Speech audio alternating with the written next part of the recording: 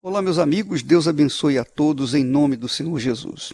Dando continuidade ao estudo da fé, aos segredos da fé, aos mistérios da fé, nós queríamos que você soubesse, amiga e amigo, que a fé não é simplesmente um poder capaz de fazer-nos tomar posse das bênçãos de Deus.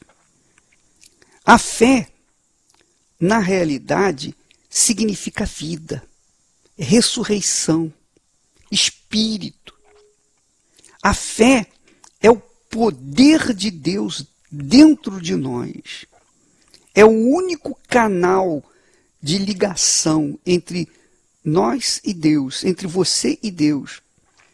Então, quando nós tratamos da fé, quando nós investimos na fé, quando nós cultivamos a fé, nós estamos cultivando, tratando da própria vida, a essência da vida.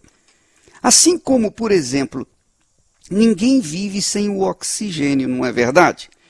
Então, a fé é o oxigênio do cristão, do que vive pela fé no Deus vivo, o Deus de Abraão, de Isaac e de Israel. Agora, é preciso saber uma coisa. É preciso que as pessoas tenham consciência de que a fé, muito além do poder para tomar posse das bênçãos de Deus, a fé também nos dá sustentação para a manutenção da própria fé. Porque na fé sobrenatural há o Espírito de Deus. O Espírito Santo é o que gera a fé. A fé é o que gera os sonhos e dá condições de podermos realizá-los. Ora, minha amiga, meu amigo ouvinte, não sei qual é o seu problema, eu não sei qual é a sua situação. Por mais difícil que esteja você vivendo a sua vida, por mais complicada que seja a sua situação, seja problema de saúde, problema de financeiro, problema familiar, problema emocional, sentimental, não importa a área de sofrimento que tem você sido atingida ou atingido. Quando você absorve a fé, que é o Espírito de Deus, a fé sobrenatural, que é o Espírito de Deus, faz eliminar as dúvidas, os medos, as preocupações, as doenças, as enfermidades, os problemas. A fé faz com que você cresça. A fé faz você se agigantar diante dos problemas e eles se tornam pequeninos ao ponto de você poder massacrá-los com os pés. Porque a fé, minha amiga, meu amigo, é o Espírito Santo em ação dentro de nós. Nós temos um belíssimo testemunho de uma pessoa que experimentou esse poder de Deus. E eu queria que você ouvisse quando nós nos lançamos de corpo, alma e espírito na sua palavra, nas suas promessas. Ouça esse testemunho. Como é o nome da senhora? Fátima. Então, Fátima, qual era a sua situação quando você chegou aqui na igreja? Porque muitas pessoas estão aqui hoje da mesma forma como a senhora chegou. Então, bispo, quando eu cheguei na igreja, eu cheguei aqui para pedir uma cesta básica. Meu marido havia sido preso. Eu ia ser despejada da casa onde eu morava, uma kitnet de 18 metros quadrados. Cheguei doente e eu só vim à igreja naquele dia porque realmente a comida havia acabado lá em casa. Eu tinha um pouquinho de macarrão para comer naquele dia e minha irmã chegou grávida. E eu falei, poxa, ou eu ou ela. E eu tive que dar aquele macarrão para ela porque ela estava grávida. Então ali eu falei, acabou, agora eu não tenho mais nada, não tenho onde me apegar, não tenho com quem pegar emprestado, porque todo mundo que me emprestava eu não pagava, então não tinha mais onde bater. Não tinha crédito em nada, nada. Eu estava zerada de tudo. Então a senhora veio aqui na igreja pedir uma cesta... Eu cheguei na igreja para pedir uma cesta básica. Pensando em receber uma comida, um prato de porque comida. eu achei assim, eu já estava com tanta pena de mim por eu não ter mais saída, que eu achei que eu ia chegar na igreja, eu ia comover o pastor com a minha situação, né? E ele ia me ajudar pelo menos mais um mês. Né? Porque a gente pensa assim, enquanto a gente tem alguma coisa para segurar, a gente vai caminhando. Então, enquanto eu tinha aquela comida, para mim estava dando para segurar, o marido preso, chorando, doente, mas ainda tinha comida. Mas quando acaba a comida, bispo, acabou tudo, porque não tinha mais força nem para ficar em pé. Aí eu falei, eu vou para lá, vou tentar falar a minha história para um pastor lá da igreja, e quem sabe ele me dá uma cesta básica para eu manter pelo menos mais um mês. Foi assim que eu cheguei na Igreja Universal. Eu não queria saber de fé, eu não queria saber de Jesus, eu queria saber de alimentação, de sobrevivência. É assim que eu cheguei aqui na Igreja Universal, bispo. E aí, o que aconteceu? Então, é assim que eu cheguei. Aí eu dei a sorte, né? O senhor diz que a sorte é do diabo, mas eu dei uma sorte de ser a fogueira santa. Quer dizer que a senhora veio aqui para buscar lã e foi tosquiada. Verdade. Se tivéssemos dado um prato de comida ou uma cesta básica para ela, ela não estaria aqui, com certeza não estaria aqui. Com certeza não estaria. Mas foi passado uma palavra de fé. E ela aderiu a essa fé. Ela abraçou essa fé. Ela acreditou nessa palavra. E é isso que você tem que fazer. Você quer mudar a sua vida? É isso que tem que fazer. Não tem chororô. Não tem tentativa de sensibilizar Deus. Deus não age de acordo com as nossas dores. Ele age de acordo com a nossa fé. Você tem que entender isso. E se você não quiser entender isso, não vai acontecer nada na sua vida. Se você não aderir a esses passos de Jesus, não vai acontecer nada. Então, dona...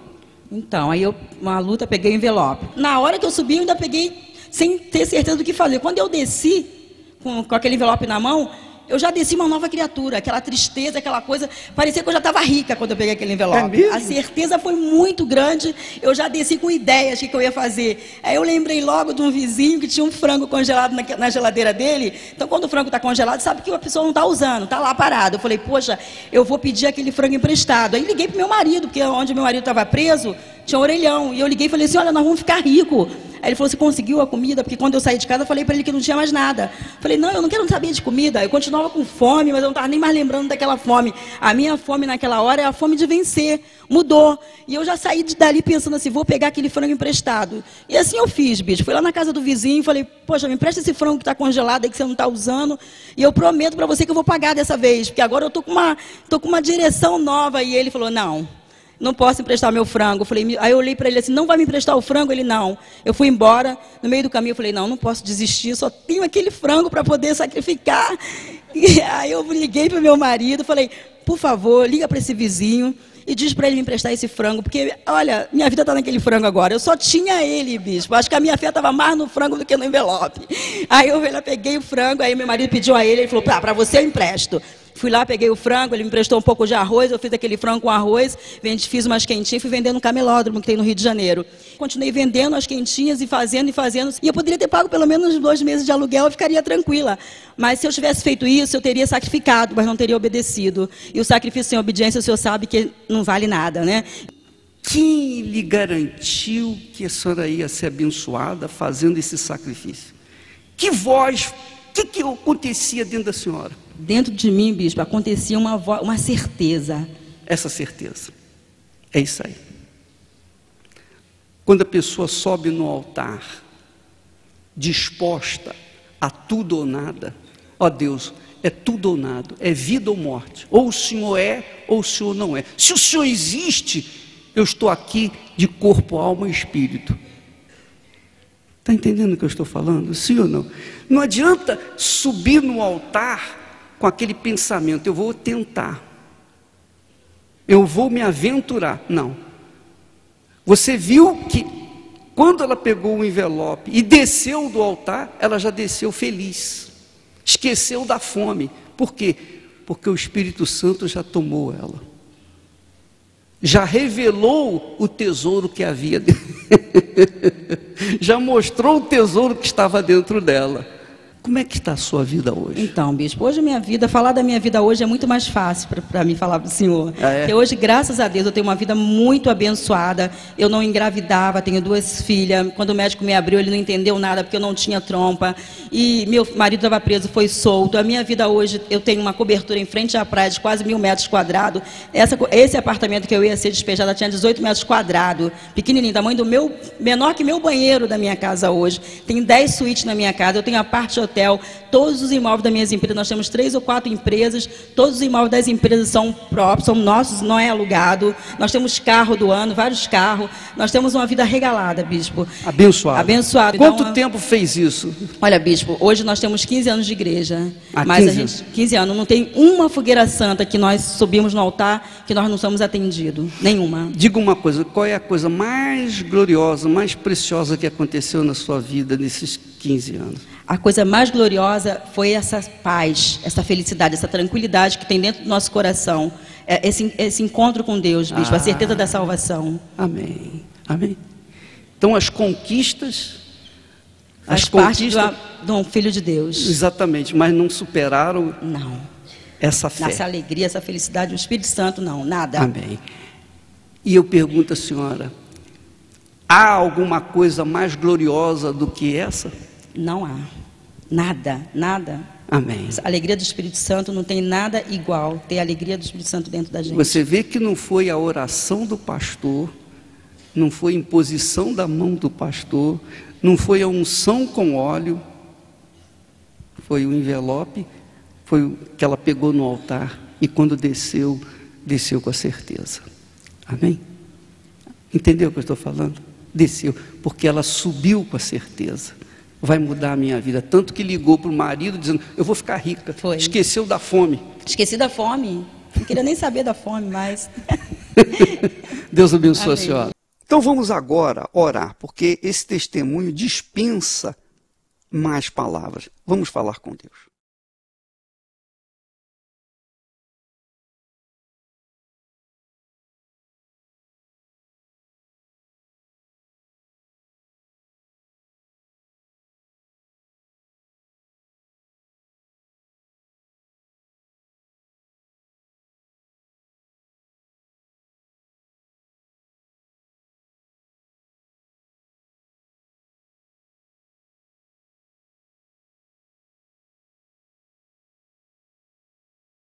Em o nome do Senhor Jesus, meu Pai, eu imploro a Ti em favor dessas pessoas que me ouvem e estão vivendo ainda o lado avesso da vida. Essa criatura que me ouve desesperada, com vontade até de se matar. Essa outra pessoa que não sabe o que fazer, totalmente desorientada. Não sabe para onde ir, o que fazer, qual atitude a tomar. Meu Pai, em o nome do Senhor Jesus, nós estendemos as mãos para ela e ela seja literalmente livre agora desse espírito de perturbação, desse espírito de medo, desse espírito de dúvida, desse espírito de preocupação, desse espírito de suicídio, desse espírito de doença, de enfermidade, de moléstia, de dúvida, de medo. Meu Deus, em o nome do Senhor Jesus, eu ministro a libertação dessa criatura, onde quer que ela esteja. E quem crê, diga amém. E seja livre, minha amiga, meu amigo, em nome do Senhor Jesus. Amém.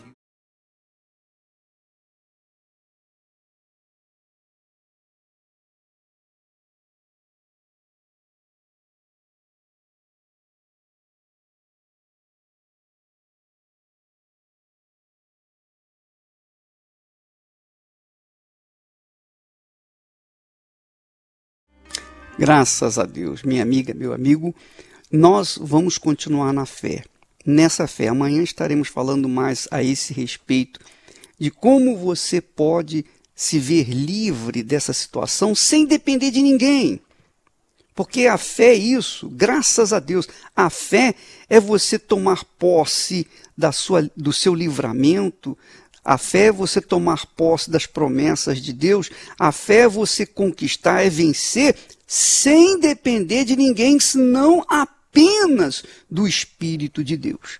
Amanhã estaremos falando mais a esse respeito. Deus abençoe em nome do Senhor Jesus.